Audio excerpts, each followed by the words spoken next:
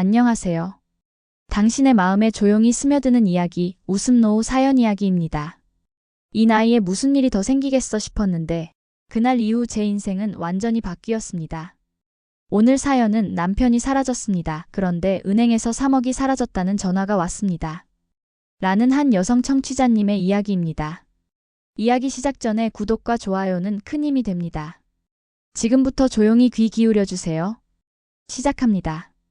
올해로 결혼 32년째입니다. 같이 늙어가던 사람이 있었습니다.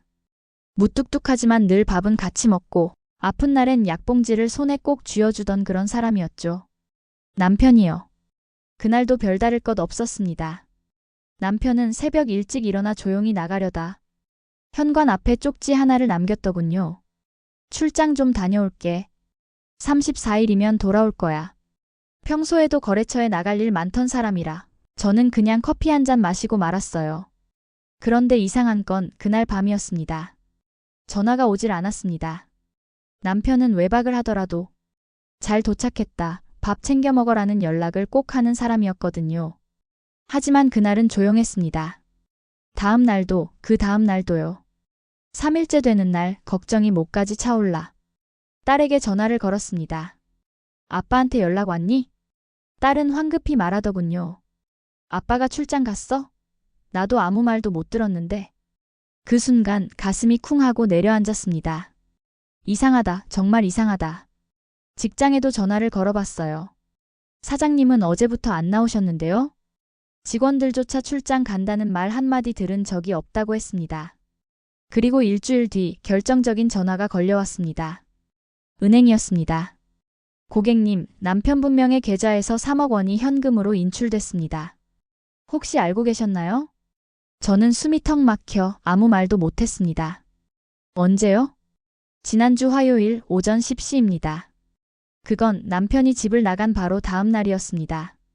그날 밤 저는 혼자 식탁에 앉아 차가운 밥을 숟가락으로 툭툭 치며 울었습니다. 외도를 한 걸까? 돈을 들고 도망친 걸까? 아니면 정말 무슨 큰일이 생긴 걸까? 다음 날 결국 경찰서로 향했습니다. 문 앞에서 발이 안 떨어지더군요. 도대체 무슨 말을 해야 할지 남편을 도망자처럼 신고하는 느낌이 들었으니까요. 하지만 형사는 차분하게 제 이야기를 들어줬습니다. 실종 신고는 정당한 권리입니다. 요즘 같은 세상에 이런 경우 꽤 많아요. 하지만 끝까지 믿고 기다리는 것도 용기입니다. 그 말을 듣고 저는 눈물을 참지 못했습니다. 믿고 싶었습니다. 남편이 저를 속이지 않았다고, 가족을 버린 게 아니라고 믿고 싶었습니다. 하지만 제 마음 한구석엔 3억이라는 숫자가 따리를 틀고 있었습니다. 그 돈은 대체 뭘 위해 뺀 걸까요? 누굴 위해서, 왜 현금으로? 집에 돌아와 남편이 쓰던 책상 서랍을 열었습니다. 그 안엔 늘 보던 수첩, 명함들, 그리고 한 장의 종이가 접혀 있었습니다. 그 종이를 펼치는 순간 제 손끝이 떨렸습니다. 암전이 소견간 폐 조직 침습 의심. 진단서였습니다. 남편 이름이 적혀 있었고 날짜는 한 달 전이었습니다. 그날 이후 저는 밤마다 남편이 숨기고 있었던 것들을 하나씩 꺼내보았습니다. 수첩을 넘기고 통장 내역을 확인하고 지갑 안에 들어있던 낡은 병원 영수증까지 전부. 왜 말하지 않았을까? 왜 혼자만 알고 혼자만 아프려 했을까? 어떤 사람은 그게 사랑이라고 말하겠지만 저한텐 너무 가혹했습니다. 그렇게 일주일이 지나고 형사에게 전화가 왔습니다. 은행 CCTV 확보했습니다. 직접 보시는 게 좋을 것 같아요. 가슴이 덜컥 내려앉은 채로 경찰서로 향했습니다. 작은 화면 속 모자를 깊게 눌러 쓴 남편이 은행 창구 앞에 서 있었습니다. 흔들리는 다리, 헛기침을 몇 번 하며 숨을 고르던 모습. 그 사람은 확실히 제 남편이었습니다. 하지만 그보다 더 눈에 밟히는 건 남편 옆에 서 있던 남자였습니다. 모자에 마스크, 정면은 나오지 않았지만 제 눈엔 너무나 익숙한 뒷모습이었어요. 그건 남편이 오랜 사업 파트너였습니다. 30년 가까이 알고 지낸 사람이죠.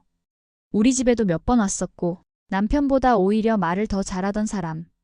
그 사람과 같이 있었다는 사실이 오히려 더 불안했습니다. 도와주는 걸까? 아니면? 그날 밤 저는 딸에게 말하지 않았습니다. 딸아이는 이미 많이 흔들리고 있었거든요. 매일 퇴근 후 제 눈치를 보며 엄마, 밥 먹었어? 하고 묻는 아이에게 도저히 이 현실을 말할 수 없었습니다. 다음 날 저는 조심스럽게 남편의 회사 근처를 돌아다녔습니다. 퇴직한 직원, 거래처 사람들, 하나하나 수소문 끝에 들은 이야기는 저를 또 한 번 얼어붙게 만들었어요. 요즘 회사 돌아가는 꼴 이상해요. 회사 돈이 비었단 소문도 있고 사장님이 다 막으려 했다는 얘기도 들었어요. 그리고 남편의 사업 파트너가 요즘 회사에 거의 안 나온다는 말도요. 집으로 돌아오는 길 손에 든 종이 한 장을 계속 쥐락펴락했습니다. 그건 남편이 다녔던 병원의 진료 예약 기록이었어요. 그날 날짜가 바로 3억을 인출했던 날과 같았습니다. 남편은 자신이 죽을지도 모른다는 사실을 알고 있었고 그날 그 진단을 들은 뒤 바로 은행으로 갔던 겁니다. 그 돈을 왜 찾은 걸까? 자기 치료비? 아니면 딸에게 남기려는 유산? 그런데 왜 혼자 간 게 아니라 사업 파트너와 함께였을까? 그게 가장 이상한 점이었습니다. 이제 저는 남편이 단순히 병을 숨긴 게 아니라 뭔가 더 큰 것을 감추고 있다는 생각이 들기 시작했어요. 그리고 그 사람이 자신을 버린 게 아니라 누군가로부터 지키기 위해 사라진 건 아닐까 하는 생각도. 다음 날 아침 저는 그 사람을 찾아갔습니다. 남편의 오랜 사업 파트너. 제게는 형님 하며 싹싹했던 사람. 그는 여전히 여유로운 얼굴로 저를 맞았습니다. 아이고, 형수님 많이 놀라셨죠? 정호 형이 요즘 좀 이상하긴 했어요. 저는 묻지도 않은 말에 더 불안해졌습니다. 그는 마치 준비된 사람처럼 이야기를 쏟아내기 시작했습니다. 사실 형님이 요즘 돈 때문에 많이 힘들어했어요. 회사에 빚도 좀 있고 사채까지 쓴 모양이더라고요. 3억이요? 그거 아마 채권자한테 넘긴 걸 겁니다. 사채? 저는 처음 듣는 말이었습니다. 남편은 평생 남의 돈엔 몸서리쳤던 사람이에요. 카드도 한 장, 대출도 한 번 없는 사람이었는데 사채라니요? 저는 조용히 그를 바라보며 말했습니다. 남편이 암 판정을 받았어요. 그걸 당신은 알고 있었습니까? 그는 당황한 기색을 잠시 비추더니 얼버무리듯 말했습니다. 그래요? 몰랐는데 그래서 요즘 그렇게 말이 없었나? 거기서 확신이 들었습니다. 이 사람 거짓말하고 있구나. 저는 집으로 돌아와 형사에게 전화를 걸었습니다. 그 사람이 말한 사채 기록 확인할 수 있을까요? 며칠 뒤 형사가 다시 연락을 줬습니다. 사채? 없어요. 남편분 이름으로 된 대출, 채무 관계 전혀 없습니다. 오히려 이상한 건 따로 있네요. 형사의 말이 이어졌습니다. 남편분의 동업자가 운영하는 회사 계좌, 최근 몇 달간 거액이 사라진 흔적이 있습니다. 정황상 횡령 가능성 높아요. 심장이 두근거리며 저는 작은 숨을 들이켰습니다. 남편이 사라진 이유, 그가 가져간 3억, 그날의 진단서, 함께 있었던 사업 파트너. 모든 퍼즐 조각이 하나씩 제 자리를 찾기 시작했습니다.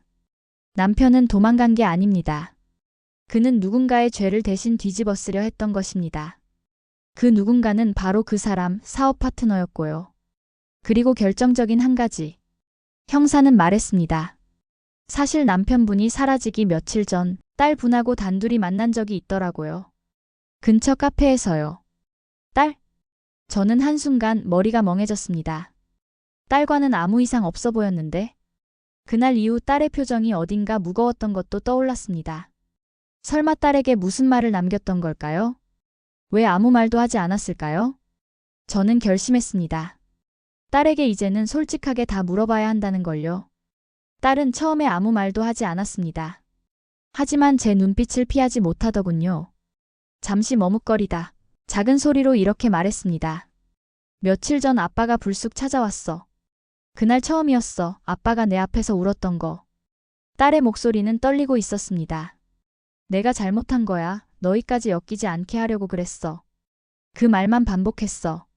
그리고 아빠가 작은 USB를 건네줬어. USB? 딸은 그것을 손에 쥐어주었습니다. 나는 한참 동안 그것을 내려다보다 그제야 형사에게 전화했습니다. 그날 밤 형사와 함께 USB를 확인했습니다. 그 안에는 짧은 보이스 메모 파일 하나가 저장되어 있었습니다. 서진아, 내가 욕먹을 일 한 거 맞다. 근데 그 사람이 잘못한 거 내가 막지 않으면 직원들 월급도 못 나가고 회사는 무너질 거야. 이게 그 사람 통장 비번이고 회사 돈 들어간 증거야. 3억, 그거 다 이자료 모으느라 챙긴 거야. 당신한텐 미안하다. 근데 넌 마지막까지 믿어주겠지? 그 짧은 음성 안에 내가 사랑했던 사람의 모든 진심이 담겨 있었습니다. 그 사람은 가족을, 회사를, 직원들까지 혼자 지키려 했던 겁니다. 그리고 스스로 죄를 뒤집어 쓴 채 사라진 거였습니다. 형사는 움직이기 시작했습니다. 자료와 녹취를 토대로 사업 파트너를 조사했고 그 사람의 회사 계좌에서 수상한 자금 흐름과 3억의 회수 흔적이 포착됐습니다. 며칠 뒤 경찰은 외곽의 낡은 창고에서 남편을 발견했습니다. 몸은 지쳐 있었고 오랫동안 먹지도 씻지도 못한 상태. 하지만 눈을 떴을 때 그는 나를 보며 가장 먼저 이렇게 말했습니다. 미안하다. 내가 널 너무 사랑해서 그랬다. 나는 말없이 그의 손을 잡았습니다. 그 손이 그렇게 따뜻할 수 있다는 걸 잊고 살았습니다. 며칠 후 사업 파트너는 횡령 혐의로 구속됐고 3억 원은 회수되어 직원들 임금과 퇴직금으로 돌아갔습니다. 남편은 병원에서 항암 치료를 받으며 서서히 건강을 회복했고 회사는 접고 우린 작은 도시 외곽의 조용한 공방 하나를 열었습니다. 남편은 나무를 깎고 나는 차를 내리고 딸은 종종 들러와 장난을 치곤 합니다. 가끔 남편이 그때 얘기를 꺼낼 때면 나는 조용히 미소만 지어줍니다. 당신은 그때 도망친 게 아니라 우리 가족을 감싸 안은 거였어.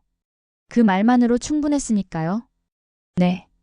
우린 나이가 들수록 더 많은 것을 숨기게 됩니다.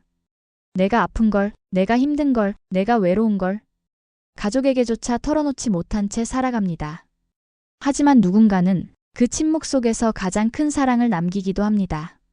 오늘의 사연, 가슴 깊이 간직해 주시길 바랍니다. 지금까지 사연 읽어드린 저는 다음 이야기로 다시 찾아오겠습니다.